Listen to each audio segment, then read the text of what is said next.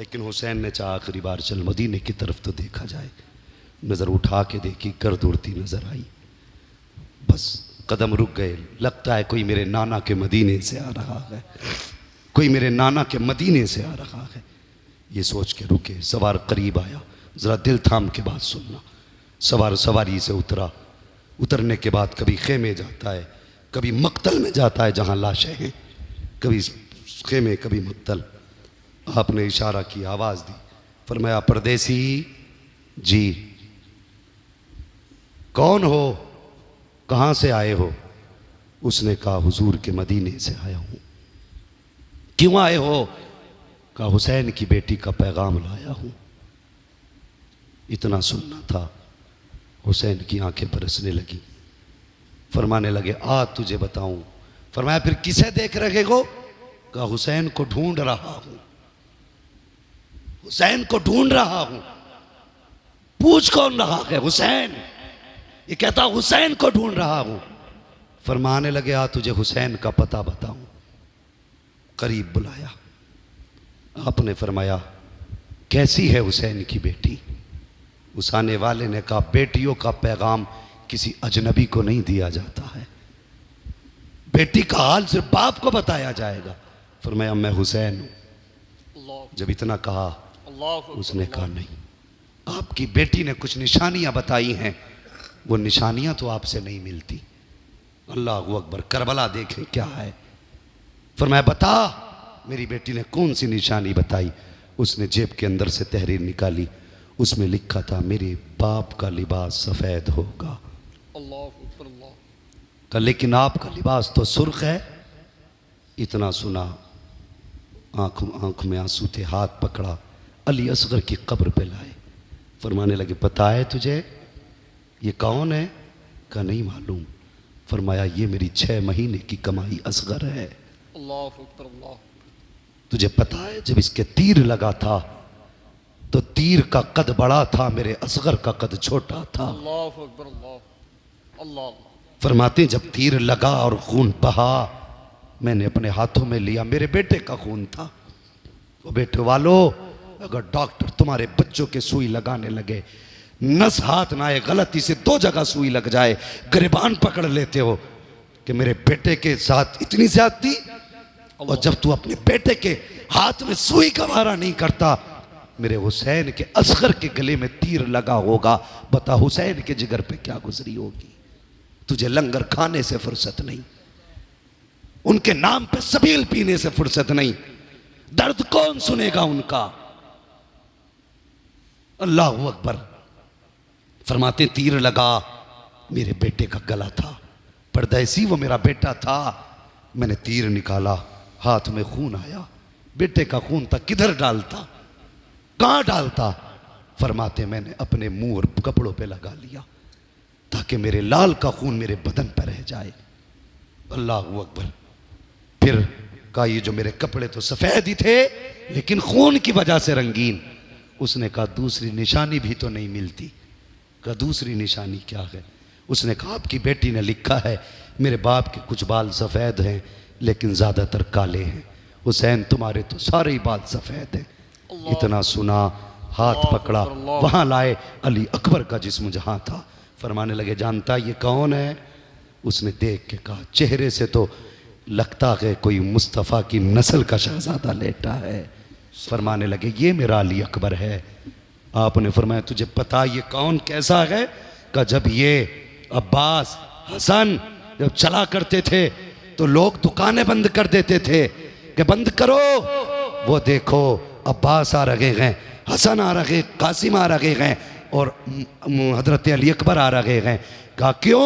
आप फरमाते हैं जब कोई कासिम को देखता था मेरे हसन की याद ताज़ा होती थी, जब कोई अब्बास को देखता था मेरे अली की याद ताज़ा होती थी, और जब कोई मेरे अकबर को देखता था तो मुस्तफ़ा की याद ताज़ा होती थी। सुभान अल्लाह सुभान अल्लाह। फरमाया ये शबीह पैगंबर है।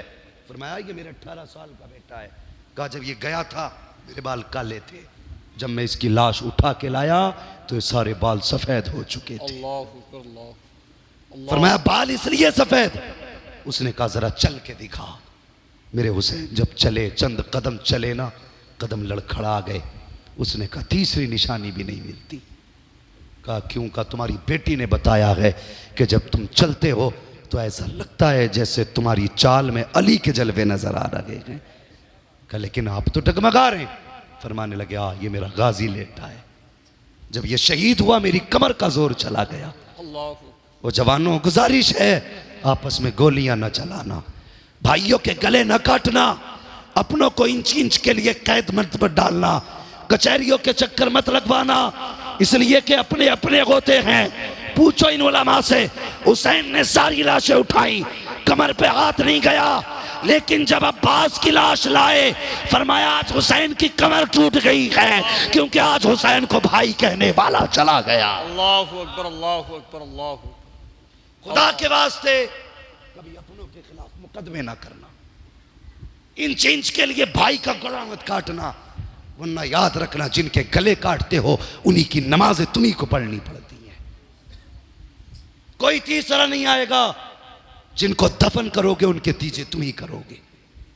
इसलिए गुजारिश है कभी अपनों से लड़ना नहीं, इंच 2 इंच, फिट 2 फिट। भाई है तेरा, अगर ज्यादा ले ली तो छोड़, कह दे जा मैंने तुझे मुस्तफा के लिए माफ किया, मर के कयामत में आ खुदा कह देगा जा मैंने भी तुझे मुस्तफा के लिए माफ किया है। सुभान अल्लाह, सुभान अल्लाह। क्या देगी तुम्हें ये इंच भर जमीन? कभी उन भाइयों के बारे में सोचा जिन्हें तुमने जेल करा दी, कैद करा दी, कब्रिस्तान पहुंचा दिया, उनके बच्चे कैसे यतीमों वाली जिंदगी गुजारते हैं? सोच समझ के कदम उठाया करो।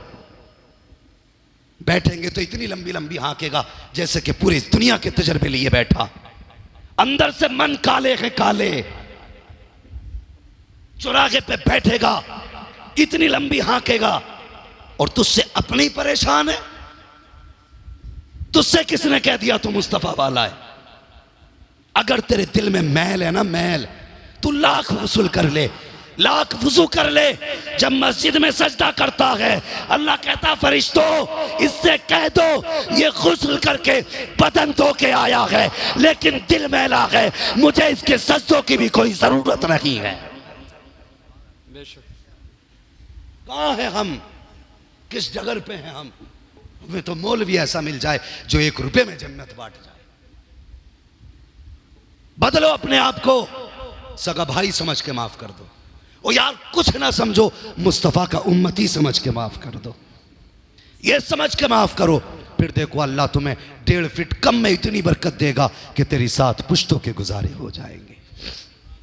सुभान अल्लाह। करेंगे इंशाअल्लाह कोशिश ये, इंशाअल्लाह। लड़ेंगे तो नहीं। कुछ लोग हर जगह तूफानी होते हैं जिनकी रोटी लड़ाने पे चलती है। अगर लड़ाई खत्म तो हमारा आने का मतलब ही दुनिया में खत्म। अबे ठेकेदारी अपने घर की, जिम्मेदारी अपने घर की, ताकत अपनी जगह, वैल्यू अपनी जगह। 4 को लड़ा के क्या कर लेगा? मत लड़ा, वरना खुदा की कसम आज तेरे मूंछ पे घी का चिराग जलता है, जब मर के कब्र में आएगा अल्लाह तुझे कब्र में कलवट लेने की जगह नहीं दे सकता। अल्लाहु अकबर, अल्लाह। इसलिए किसी के धोखे में नहीं आए। जो भाई से भाई को लड़ाए समझे वो तुम्हारा कभी नहीं हो सकता है। सोच समझ के फैसले करना, मुकदमे जेले सोच के करना, वरना सिवाय रोने के कुछ नहीं। फरमाया जब से मेरा गाजी गया मेरी कमर टूट गई। कहने लगा ठीक है। उसके पास 2 गठरियां। फरमाने लगे कैसे तुझे मेरी बेटी का पता चला? उसने कहा हुजूर मैं हुजूर के रोजे पे हाजिरी को लिए गया था, मैं खड़ा था, कोई बच्ची हुजूर के मज़ार से लिपट के रो रही थी और कोई कह रही थी नाना जब से बाबा गए हैं अकेले दिल नहीं लगता। मुझे असगर की भी बड़ी याद आती है, मुझे अकबर की भी बड़ी याद आती है।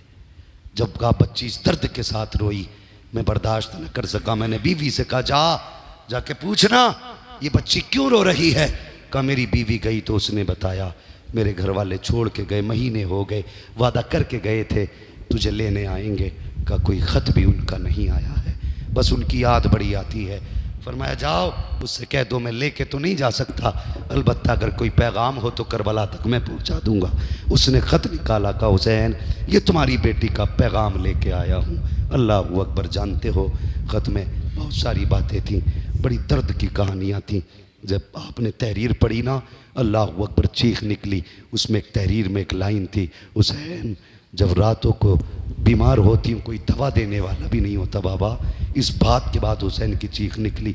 और जानते हो वो कहा इस गठरी में क्या है? उसने खोली गठरी ना, एक छोटा कुर्ता, फिर बड़ा कुर्ता, फिर पूरा जुब्बा, पूरा अमामा, और सब पे लिखा था ये अली अकबर का लिबास है, ये कासिम का मामा है।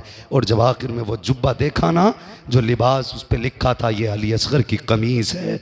अल्लाह अकबर। नीचे लिखा था बाबा मुझे नहीं मालूम मेरा असगर कितना बड़ा हो गया होगा, लेकिन मैंने ये बना दिया। अल्लाह अकबर। इतना सुना हुसैन बैठ गए अपनी जगह पे, फरमाने लगे परदेसी तुझे क्या बताऊं, जितनों के लिए पैगाम लाया कि कोई नहीं बचा है, सारे खुदा की राह में कुर्बान हो चुके हैं।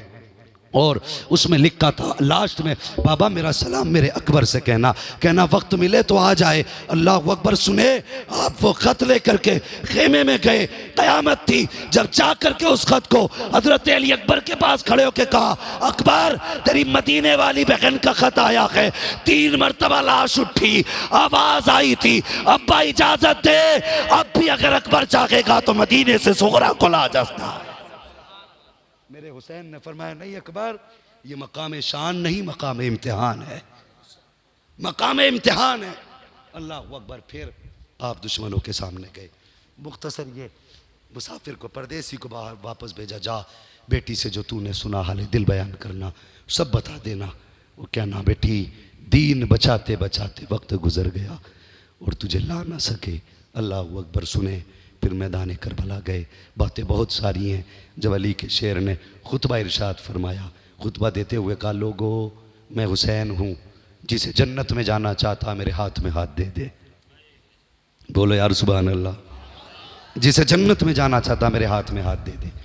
तो वो हंसे, टट्टा मारा, कहने लगे लो अब ये जन्नत बांटेंगे जी। मेरे हुसैन ने फरमाया सुनो मैंने हुर को जन्नत दे दी। बोलो यार सुभान अल्लाह। अल्लाह के बंदो कभी अब चले जाया करो मदरसे में अगर ना गए हो कभी तो। किस बात पे सुभान अल्लाह कहना ये भी मौलवी बताएगा तुम्हें जी। फरमाया मैंने हुर को जन्नत दे दी है। अमर इब्ने साद कहने लगा हुसैन तुमसे बड़ा झूठा ही नहीं देखा। कहा क्यों? कहा हुर कल तक हमारे साथ था, पानी हुर ने बंद किया, रास्ता हुर ने रोका, खेमे तुम्हारे हुर ने लगवाए, मजबूर तुम्हें हुर ने किया रुकने पे, और सुबह तुम्हारी तरफ गया तुम जन्नती हो। कहा तुम गलत हो, हुसैन हुर जन्नती न की है। इतना सुना मुड़ के हुर की लाश की तरफ देखा, कहा हुर तू बता दे सच्चा कौन है झूठा कौन है। हुर की लाश से आवाज आई थी यजीदियो मैं जन्नती हूँ, तुम झूठे हो, नबी का हुसैन सच्चा है। सुभान अल्लाह अल्लाह अकबर। फिर आपने मर्जी कहा नहीं जन्नत नहीं सर चाहिए या हाथ। फरमाने लगे फिर हाथ की बात तो ऐसी है, ये तो तुम्हारे हाथ नहीं आने वाला, इसलिए कि ये हुसैन का हाथ नहीं, इसमें मुस्तफ़ा जाने रहमत के हाथ की बरकतें हैं। हाँ का इतना आसानी से तुम्हारे पास नहीं जाने वाला। अल्लाह अकबर। आखिरकार फिर वो वक्त भी आया। मेरे हुसैन ने कहा नहीं मानते, कहा नहीं। कहने लगे फिर जुमला हुसैन का सुनो, आका हुसैन का। फरमाते फिर आओ और 3 दिन के भूखे प्यासे का मुकाबला करो। तलवार चली तो जानते हो एक रिवायत के मुताबिक आपने 78 यजीदियों को फना फिन्नार किया। कितने? मजाक नहीं है 78 काटना, वो भी 3 दिन के प्यासे के। आखिर में नतीजा ये निकला, उन्होंने कहा ये मारा ही नहीं जा सकता ऐसे। कहा फिर? कहा ये नमाजी बड़े पक्के हैं, इनके पीछे खड़े होकर कोई अजान पढ़ दे तो धोखा देने के लिए अजान पीछे पड़ी गई। जैसी आपके पीछे से अजान की आवाज आई तलवार रुक गई। तलवार रुकी, जैसे हाथ रुका यजीदी कहने लगे मौका अच्छा है, तीर बरसा दो, जब तक अजान पूरी हो काम कर दो। जब तक अजान हुई तीर सीनों के पार हो चुके थे। अजान मुकम्मल होते होते मेरा हुसैन जीन से ऐसे नीचे आया जैसे कि रहल से कुरान नीचे आता है। आए, नमाज का वक्त, नमाज पढ़ने का इरादा किया, नियत बांधी, पढ़ी जितनी पढ़ी गई। फिर 10 यजीदी आए डर के चले गए, फिर 8 आए वो भी गए, फिर 4 आए वो भी कांप गए। फिर एक कुत्ता तगीला चितकबरा कुत्ता कि यजीदी आया, उसने खंजर चलाया। जानते हो उसने कितने वार किए थे? 40 वार गर्दन पे खंजर के किए थे, 40 वार। तब जाके मेरे हुसैन सजदे में थे, 40 वार उसने किए। हुसैन ने ये नहीं कहा दर्द है, आह उफ, बस ये कहते थे अल्लाह मैं राज़ी हूँ, बता तू भी राज़ी है कि नहीं, मैं राज़ी हूँ, तू भी राज़ी है कि नहीं। अल्लाह अकबर। जब इतनी बात कही उस वक्त खुदा की कसम मशीयत ने कहा होगा फरिश्तों आओ। जब आदम को बनाया तो तुमने कहा था क्यों बना रखा है, इबादत के लिए गम काफ़ी है। तब मशीयत ने पूछा होगा फरिश्तों अगर हुसैन जैसा सजदा देखा हो तो बताओ। 40 बार हुए हैं लेकिन शिकवा नहीं, आवाज़ आ रही थी इसकी जरूरत पर अली शेरे खुदा को नाज है, इस नवासे पर मोहम्मद मुस्तफ़ा को नाज है। सजदे तो सबने किए, इसका नया अंदाज है, इसने वो सजदा किया जिस पर खुदा को नाज है। सुभान अल्लाह। नारे तकबीर, नारे रिसालत, नारे रिसालत, शहादाए करबला कॉन्फ्रेंस, नारे तकबीर। शहादतें हुई, इमाम हुसैन की शहादत के साथ तारीख़ करबला मुकम्मल हो जाती है। तारीख़ करबला इमाम हुसैन की शहादत के बाद मुकम्मल हो गई।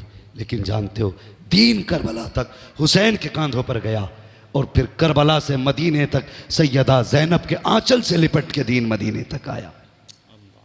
हाँ, फिर उनके आंचल से लिपट के मदीने तक आया। बचा के कूफे से आबिद को लेके आई है, कमर पे बारे इमामत उठा के लाई है। अली की बेटी को झुककर सलाम कर इस्लाम, तेरी अमानतें घर तक बचा के लाई है। सैयदा ज़ैनब वो सारी अमानतें मुस्तफ़ा के मदीने तक लेके आई। फिर जो हुआ करबला के बाद वो यकीनन दिलों को बिल्कुल यूँ समझिए कि रुला देने वाला है।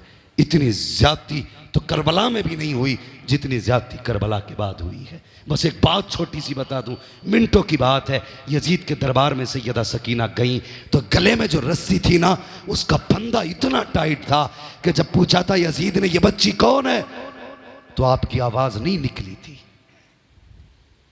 हजरत फिजा ने कहा ये इतना कहा तू चुप हो, मुझे इस बच्ची से पूछना ये कौन है।